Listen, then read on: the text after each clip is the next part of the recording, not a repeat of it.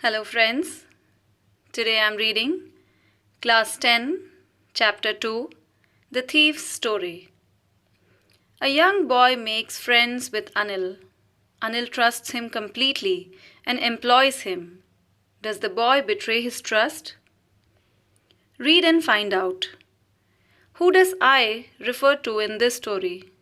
What is he, a fairly successful hand at? What does he get from Anil in return for his work? I was still a thief when I met Anil, and though only 15, I was an experienced and fairly successful hand. Anil was watching a wrestling match when I approached him. He was about 25, a tall, lean fellow, and he looked easygoing, kind, and simple enough for my purpose. I hadn't had much luck of late and thought I might be able to get into the young man's confidence. "You look a bit of a wrestler yourself," I said. A little flattery helps in making friends. "So do you," he replied, which put me off for a moment because at that time I was rather thin. "Well," I said modestly, "I do wrestle a bit." "What's your name?" "Hari Singh." I lied. I took a new name every month. That kept me ahead of the police and my former employers. After this introduction, Anil talked about the well-oiled wrestlers who were grunting, lifting, and throwing each other about. I didn't have much to say. Anil walked away. I followed casually. "Hello again," he said. I gave him my most appealing smile. "I want to work for you," I said. "But I can't pay you." I thought that over for a minute. Perhaps I had misjudged my man. I asked, "Can you feed me?" "Can you cook?" "I can cook." I lied again. "If you can cook, then maybe I can feed you." He took me to his room over the Jamna sweet shop and told me I could sleep on the balcony. But the meal I cooked that night must have been terrible because Anil gave it to a stray dog and told me to be off. But I just hung around, smiling in my most appealing way, and he couldn't help laughing. Later, he patted me on the head and said, never mind, he'd teach me to cook. He also taught me to write my name and said he would soon teach me to write whole sentences and to add numbers. I was grateful. I knew that once I could write like an educated man, there would be no limit to what I could achieve. It was quite pleasant working for Anil. I made the tea in the morning and then would take my time buying the day's supplies, usually making a profit of about ₹1 a day. I think he knew I made a little money this way, but he did not seem to mind. Anil made money by fits and starts. He would borrow money one week, lend the next day. He kept worrying about his next check. But as soon as it arrived, he would go out and celebrate. It seems he wrote for magazines. A queer way to make a living. One evening, he came home with a small bundle of notes, saying he had just sold a book to a publisher. At night, I saw him tuck the money under the mattress. I had been working for Anil for almost a month, and apart from cheating on the shopping, had not done anything in my line of work. I had every opportunity for doing so. Anil had given me a key to the door, and I could come and go as I pleased. He was the most trusting person I had ever met, and that is why it was so difficult to rob him. It's easy to rob a greedy man because he can afford to be robbed, but it's difficult to rob a careless man.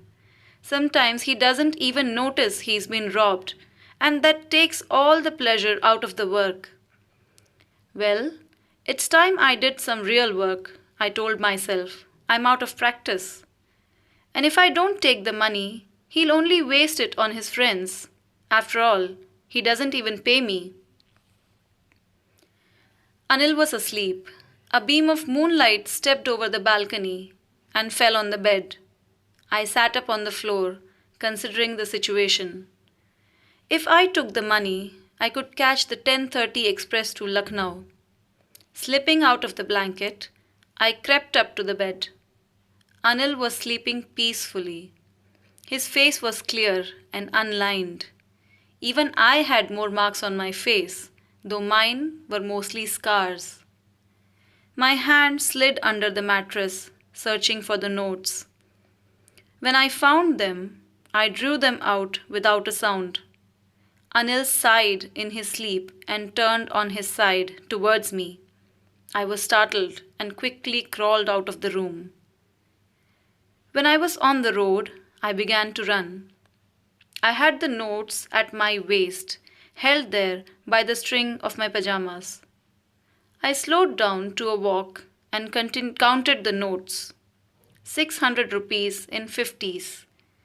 I could live like an oil-rich Arab for a week or two. When I reached the station, I did not stop at the ticket office. I had never bought a ticket in my life, but dashed straight to the platform. The Lucknow Express was just moving out. The train had still to pick up speed, and I should have been able to jump into one of the carriages, but I hesitated. For some reason I can't explain, and I lost the chance to get away. When the train had gone, I found myself standing alone on the deserted platform. I had no idea where to spend the night. I had no friends, believing that friends were more trouble than help. And I did not want to make anyone curious by staying at one of the small hotels near the station. The only person I knew really well was the man I had robbed. Leaving the station, I walked slowly through the bazaar. In my short career as a thief, I had made a study of men's faces when they had lost their goods. The greedy man showed fear. The rich man showed anger. The poor man showed acceptance.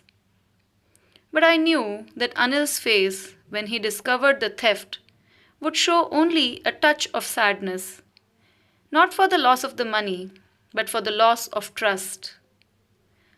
I found myself in the Maidan and sat down on a bench. The night was chilly. It was early November, and a little drizzle added to my discomfort. Soon it was raining quite heavily. My shirt and pajamas stuck to my skin, and a cold wind blew the rain across my face. I went back to the bazaar and sat down in the shelter of the clock tower. The clock showed midnight. I felt for the notes. They were damp from the rain. Anil's money. In the morning, he would probably have given me 2 or 3 rupees to go to the cinema, but now I had it all. I couldn't cook his meals, run to the bazaar, or learn to write whole sentences anymore. I had forgotten about them in the excitement of the theft. Whole sentences, I knew, could one day bring me more than a few hundred rupees. It was a simple matter to steal, and sometimes just as simple to be caught. But to be a really big man, a clever and respected man, was something else. I should go back to Anil, I told myself, if only to learn to read and write. I hurried back to the room feeling very nervous, for it is much easier to steal something than to return it undetected.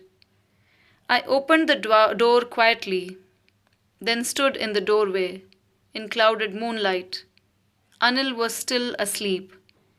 I crept to the head of the bed and my hand came up with the notes. I felt his breath on my hand.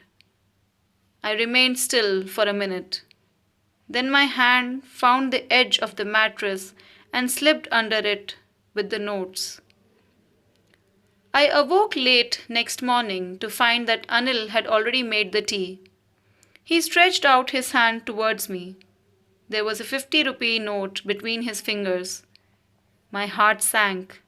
I thought I had been discovered. I made some money yesterday, he explained. Now you'll be paid regularly.